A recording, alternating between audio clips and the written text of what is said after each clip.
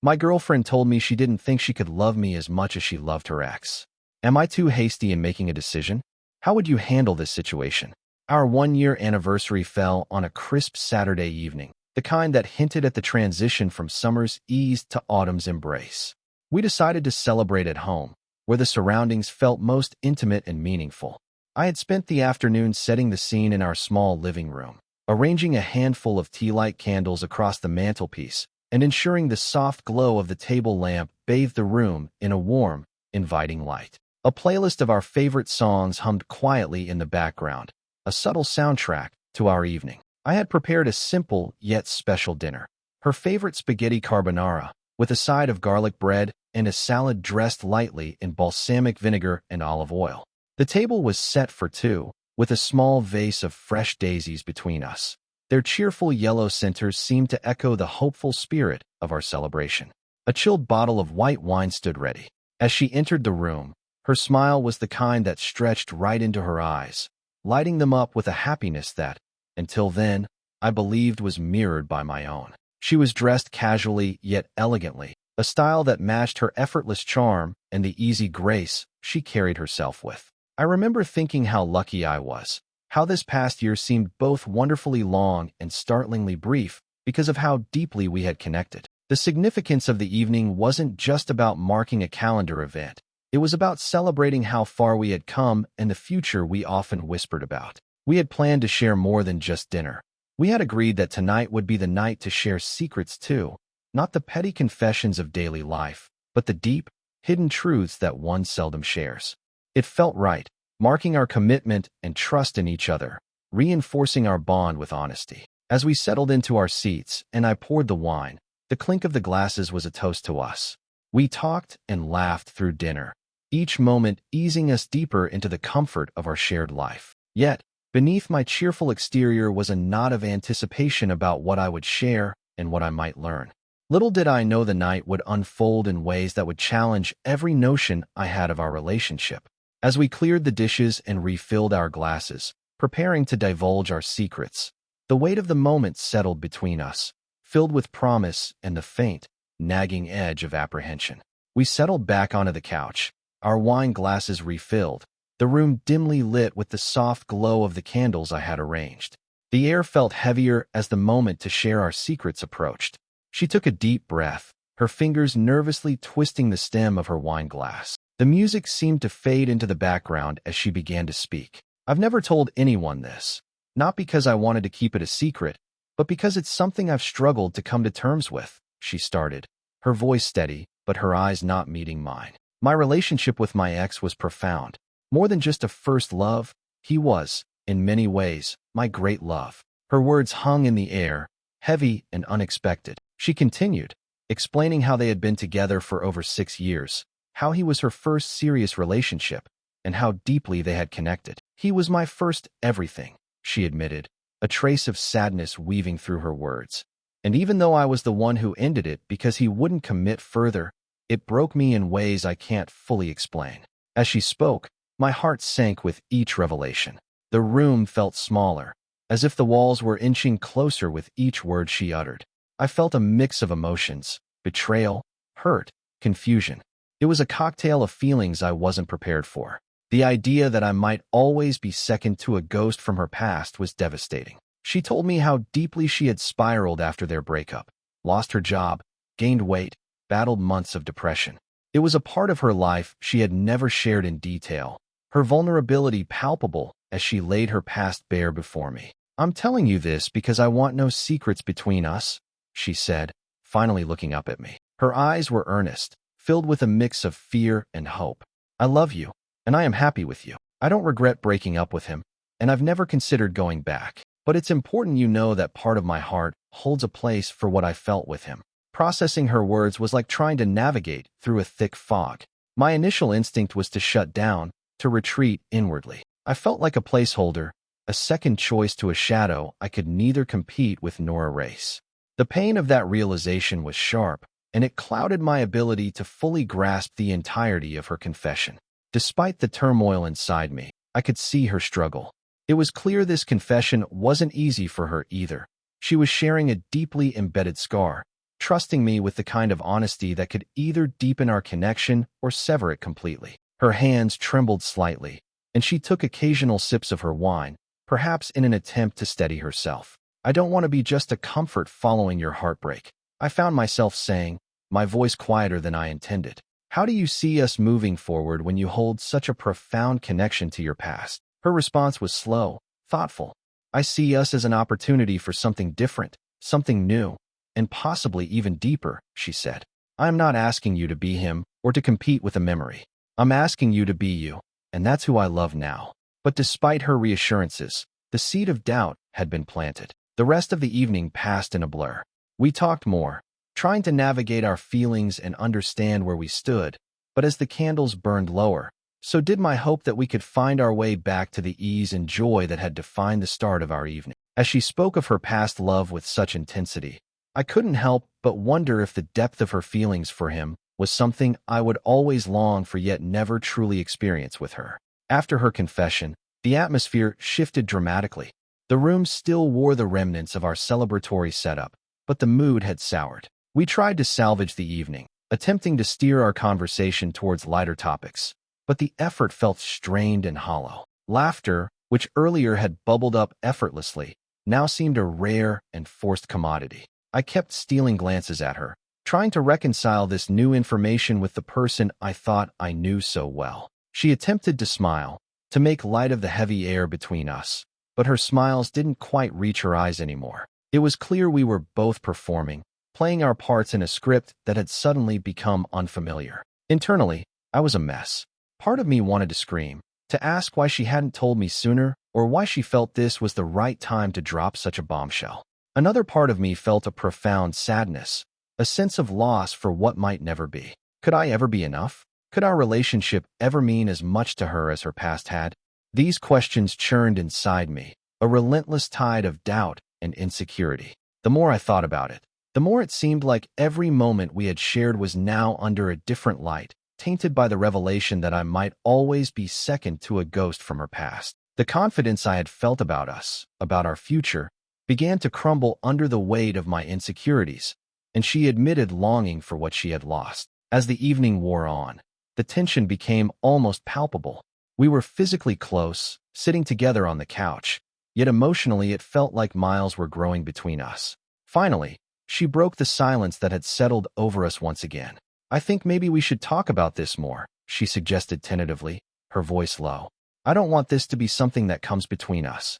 I nodded, the lump in my throat making it difficult to speak. Yes, we need to clear this up, I managed to say, my voice steady despite the turmoil inside. I knew this conversation wasn't going to be easy, but it was necessary. If there was any hope of moving forward, we needed to face this head-on. We decided to end the evening early, agreeing that we needed some time to think independently. The weight of her confession lingered as I retreated into my own thoughts, trying to digest the night's revelations. I found myself delving into the backstory of her relationship with her ex, trying to understand why it had left such a profound impact on her. They had met during their late teens, a time when each first experience tends to carve a deep impression. Over 6 years, their lives had intertwined deeply, each milestone and challenge faced together solidifying their bond. He was her first love, her partner during formative years that shaped her into the woman she is today. They had shared dreams, friends, even a pet at one point, layers of shared life that aren't easily left behind. The relationship had been her entire world until she realized that they were stalled. Conversations about moving in together and future commitments were met with hesitation or vague promises. Her patience wore thin as years passed, her need for a more solid commitment unmet. Ultimately, she walked away, a decision that broke her heart and plunged her into months of depression. Despite the breakup, the depth of their connection made it difficult for her to fully let go emotionally, and her heart harbored space reserved for him, a testament to their once profound closeness. Reflecting on this, I considered my own past experiences with love. Unlike her, my romantic history was a patchwork of shorter relationships, none lasting more than a year or two. I had loved, certainly, but the endings had always been mutual, the separations amicable and largely free of lingering regrets. I hadn't experienced the deep heartbreak she had, nor had I felt the weight of a past love hanging over my present in quite the same way. This difference in our experiences shaped how we viewed our current relationship. For me, our connection was a fresh start, a chance to build something lasting and wholly fulfilling without the shadows of deep past hurts. For her, it was a step forward, but one taken with the silent acknowledgement of past depths not yet fully receded. This disparity in our romantic histories brought into sharp relief our differing views on love and commitment. Where I saw our relationship as a primary narrative, she might still be viewing it partly as a sequel to her past, a continuation where she was trying to find new happiness but hampered by old ghosts. I valued transparency, trust, and the joy of finding someone with whom I could share a future, while she perhaps valued understanding and patience, knowing firsthand how long the shadow of a past love could linger. As I considered these contrasts, I realized how vital it was for us to align our perceptions of love and commitment if we were to continue together. This required not just understanding, but a recalibration of expectations on both sides. She needed reassurance that I was in this for the long haul, willing to navigate the complexities of her emotional landscape. At the same time, I needed confirmation that she was genuinely invested in building something new with me, not just trying to replicate or mourn what she had lost. The challenge, then, was not merely in overcoming jealousy or insecurity. It was in building a bridge between our pasts to create a shared future. As we prepared for deeper discussions about our relationship, I knew these were issues we needed to address explicitly. The path forward would involve not just love, but a clear-eyed assessment of what each of us could offer the other and whether that would be enough to sustain a deeper, lasting commitment. In the days following our intense discussion, I found myself in a state of deep introspection. Our conversation had opened Pandora's box of emotions and doubts, but also a path to possible resolution. The quiet moments I spent alone were filled with reflection on what I truly needed and valued in a relationship. My thoughts circled back to the concept of self-worth and what it meant in the context of our relationship. Did I feel valued? Did I believe she was fully committed to me emotionally? Or would I always be competing with the shadow of her past? These questions gnawed at me, testing the fabric of my confidence and trust. I remembered the clarity and confidence with which she spoke of her commitment to me and our future. Yet, could I accept her past as just that, past, and believe in the genuineness of what we were building? The need for a partner who was not only physically present, but also emotionally invested was paramount. I realized that my happiness hinged not just on being loved, but on feeling like the primary emotional choice, not a fallback option. Throughout this period of reflection, I weighed the joy we had shared against the insecurity that now seemed ever-present. The balance was delicate. I found myself sketching out scenarios. Continuing as we were, perhaps the shadows would eventually dissipate, or maybe they would deepen, becoming more stifling. The risk of the latter terrified me, but the potential of the former held a spark of hope. My decision needed to be rooted in more than just reactionary feelings to a painful revelation. It needed to come from a place of strength and self-respect. I acknowledged that her past shaped her, as mine did me, but I also recognized my need for a relationship where I felt like the unequivocal choice. Finally, after much deliberation, I realized that the foundation of our relationship was strong enough to merit moving forward, but with conditions. We needed continuous, open communication and a commitment to work through insecurities as they arose. Most importantly, I needed to see tangible evidence of her emotional commitment to me. I decided to sit down with her again, express my feelings and the conditions under which I felt our relationship could continue to grow. I'm ready to move forward together, I planned to say, but we both need to have our hands full.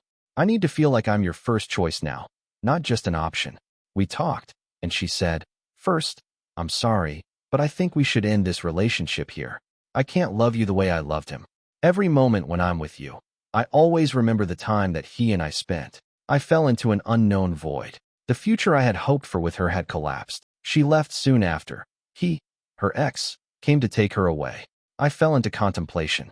I felt like 1,000 knives were stabbing into my heart. After she left, every day passed like a living hell. I tortured myself.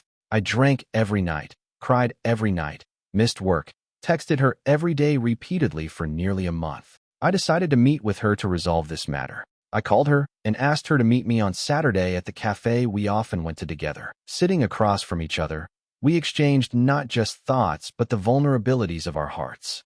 I care about you deeply, I began, my voice steady despite the turmoil inside. But I feel like our needs and where we are in our lives just aren't aligning the way they need to for this to work. She nodded, her expression solemn. Her eyes reflected a mix of sadness and understanding. I love you, and because of that, I want you to feel fulfilled and valued, not second-best or filled with doubt about my feelings. It was a painful acknowledgement that while love was present, it wasn't sufficient to overcome all obstacles. I need more, I admitted. And I think you need someone who can fully appreciate the past you carry with you without feeling overshadowed by it. We talked about how we would transition from being a couple to being individuals once again. It was clear that while our romantic relationship was ending, we both had a deep respect for each other that we hoped would continue in some form, even if just as distant friends who wished the best for one another. The finality of our decision began to sink in as we stood up to say goodbye. We embraced, a long, tight embrace that spoke volumes about the journey we had shared. It was an embrace of gratitude for the good times and the lessons learned, a silent promise to carry those memories with respect and not bitterness. As we parted, the pain of the farewell was palpable, but there was also a sense of relief that we were both free to find happiness that was more aligned with our emotional needs and future aspirations. Take care of yourself, she said, her voice soft but composed. You too, I replied, managing a small, sincere smile. I hope you find what you're looking for. As I walked away, the heavy burden of uncertainty had lifted somewhat. There was sadness, yes, but also a burgeoning sense of hope. The path ahead is now about healing, about rediscovering self-worth and the kind of love that could embrace all parts of who I was. The future was uncertain, but it held promise. The promise of new beginnings, of lessons learned being applied to new relationships, and most importantly, the promise of finding someone who could and would love fully and be loved fully in return. Each of us will walk our separate paths, but we will do so enriched by our time together and wiser for the experiences we had shared. Thank you for watching. If you haven't subscribed yet, please do so and hit the notification bell to stay updated with more shocking real-life stories happening around you.